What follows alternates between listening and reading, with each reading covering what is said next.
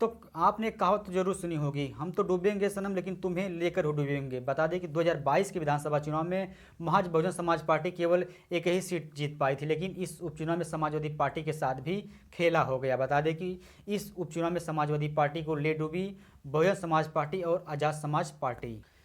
जय हिंद साथियों, मैं धर्मेंद्र, आप देख रहे हैं Dharmendra official YouTube channel. Uttar Pradesh में 9 सीटों पर विधानसभा का उपचुनाव हो रहा है और बिहार के 4 सीटों पर विधानसभा का उपचुनाव हुआ है। बता दें कि उत्तर प्रदेश की अगर बात करें तो हम भारतीय जनता पार्टी ने 7 सीटों पर अपनी बढ़त बनाई है और जीत को लगभग अपनी सुनिश्चित कर लिया है। बता दें कि चाहे खैर विधानसभा सीट हो या गाजियाबाद विधानसभा सीट हो या कुंदरकी विधानसभा सीट हो या अम्बेडकर नगर की कटहरी विधानसभा सीट हो, चाहे मिर्जापुर की मझवा विधानसभा सीट हो या प्रयागराज की फूलपुर विधानसभा सीट हो, इन सभी सीटों पर भारतीय जनता पार्टी ने अपनी बढ़त बनाई है और लगभग अपनी जीत को सुनिश्चित कर लिया है। बात करें कुंदरकी विधानसभा सीट की, कुंदरकी विधानसभा सीट पर भारतीय जनता पार्टी ने इस विधानसभा सीट से ऐतिहासिक जीत दर्ज करने जा रही है, क्योंकि इस विधानसभा सीट पर भारतीय जनता पार्टी के प्रत्याशी समाजवादी पार्टी के प्रत्याशी को लगभग 98,000 वोटों से हरा दिया है। बता दें कि इस विधानसभा सीट पर समाजवादी पार्टी के लिए सबसे शर्मनाक हार होगी। बता दें कि 2022 के विधानसभा चुनाव में अगर बात करें तो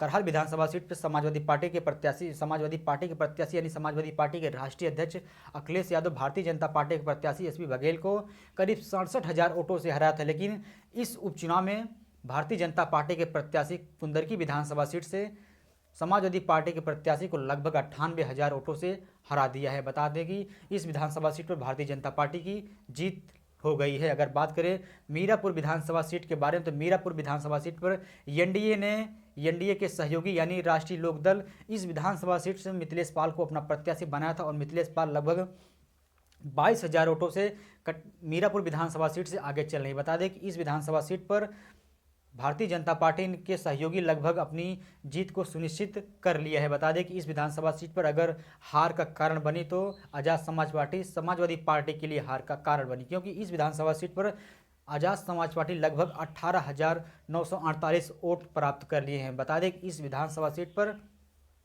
आज़ाद समाज पार्टी अगर समाजवादी पार्टी के साथ होती तो मीरापुर विधानसभा सीट जीत को लेती है। बता दें कि इस विधानसभा सीट पर आज़ाद समाज पार्टी का काफ़ी वर्चस्व इस उपचुनाव में दिखा है। बता दें कि मीरापुर विधानसभा चुनाव में आज़ाद समाज पार्टी के कैंडिडेट जाहिद हुसैन लगभग 18,000 वोट से ज़्यादा वोटों से प्राप्त किए हैं। बता दें कि इस विधानसभा सीट पर अगर आज़ाद समाज पार्टी और समाजवादी पार्टी को वोटों जोड़ दे तो तब इस विधानसभा चुनाव में काफ़ी टक्कर मुकाबला होगा और इस विधानसभा सीट पर समाजवादी पार्टी भी जीत सकती थी। लेकिन अगर बात करें मझवा विधानसभा सीट के बारे में तो मझवा विधानसभा सीट पर भी आज़ाद समाज पार्टी का बोलबाला रहा है। बता दें कि आज़ाद समाज पार्टी मझवा विधानसभा सीट और मीरापुर विधानसभा सीट पर तीसरे नंबर पर रही है, क्योंकि मझवा विधानसभा सीट पर आज़ाद समाज पार्टी काफ़ी बोलबाला रहा और आज़ाद समाज पार्टी ने जिस तरह से अपने उम्मीदवार को दिया था उस उम्मीदवार ने खरा उतरा। बता दें कि उस विधानसभा सीट पर लगभग 19,000 वोटों पर से ज़्यादा आज़ाद समाज पार्टी ने उस विधानसभा सीट पर प्राप्त की हैं। बता दें कि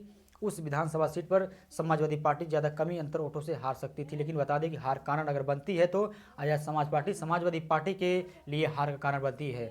अगर अखिलेश यादव चंद्रशेखर आज़ाद से गठबंधन करते तो आज इस उपचुनाव का एक नया रिजल्ट होता। बता दें कि तब समाजवादी पार्टी लगभग 5 से 6 सीटों पर जीत दर्ज कर सकती थी, लेकिन ऐसा नहीं हुआ।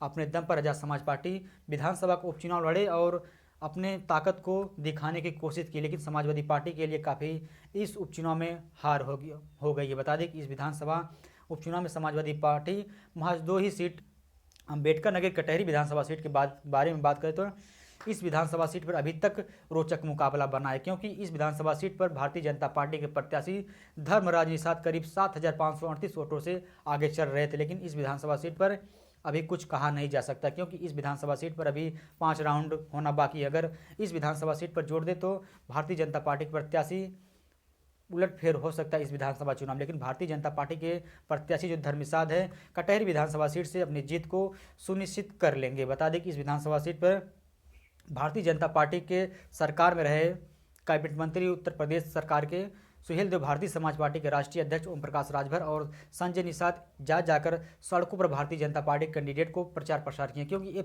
इस उपचुनाव में चंद्रशेखर आजाद रावण का दबदबा दिखा है। बता दें कि 2022 के विधानसभा चुनाव में चंद्रशेखर आजाद रावण अखिलेश यादव से एक सीट मांग कर रहे थे, लेकिन 2022 के विधानसभा चुनाव में अखिलेश यादव एक भी सीट चंद्रशेखर आजाद रावण को नहीं दिया, क्योंकि उन्हें गठबंधन का सहयोगी बनाना था। लेकिन अखिलेश यादव ने तो उस समय आजाद समाज पार्टी के राष्ट्रीय अध्यक्ष चंद्रशेखर आजाद रावण को अपना सहयोगी नहीं बनाया। बता दें कि जब से 2024 का लोकसभा चुनाव चंद्रशेखर आजाद नगीना से जीते हैं, तब से उनका बोलबाला काफ़ी ज़्यादा हो गया। बता दें कि इस उपचुनाव में 3 से 4 सीटों पर चंद्रशेखर आजाद रावण ने करीब 18,000 से ज़्यादा मत प्राप्त किए हैं। बता दें कि आने वाले 27 के विधानसभा उपचुनाव 27 आने वाले 27 के विधानसभा चुनाव में एक बड़ा नया संकेत देंगे चंद्रशेखर आजाद रावण। अगर चंद्रशेखर रावण किसी भी पार्टी से गठबंधन करेंगे तो उससे कम से कम 12 सीट से 15 सीट गठबंधन में चंद्रशेखर आजाद रावण को मिल सकती है। बता दें कि जिस तरह चंद्रशेखर रावण अपने वर्चस्व को बढ़ाए हैं, लगता है आने वाले समय में चंद्रशेखर रावण उत्तर प्रदेश में एक